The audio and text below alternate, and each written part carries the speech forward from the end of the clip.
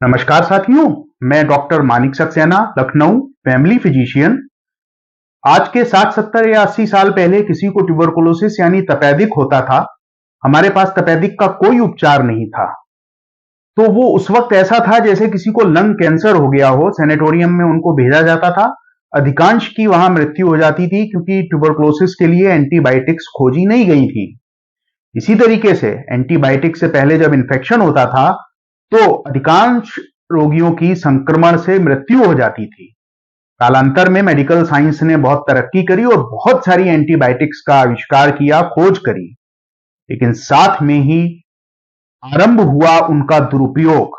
दुरुपयोग रोगियों के द्वारा जो बिना जरूरत स्वयं से एंटीबायोटिक खा लेते हैं।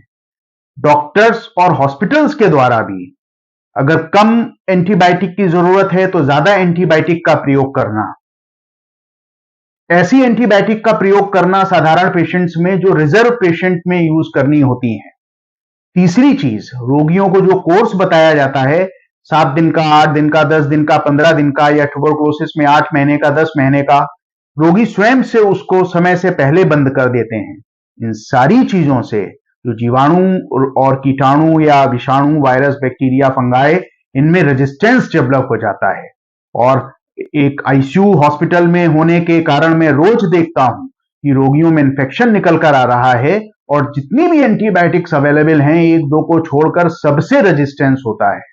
और एक आध केसेस में तो मैंने देखा है कि किसी भी एंटीबायोटिक से रेजिस्टेंट नहीं होता, रेजिस्टेंट सेंसिटिव नहीं होता, सबसे रेजिस्टेंट होता है। इसको सुपर बग कहते हैं। तो हमको पता होता है कि इन्फेक्शन है, और लेकिन हम कोई एंटीबायोटिक हमारे पास नहीं होती कि हम उस रोगी को ट्रीट कर सकें।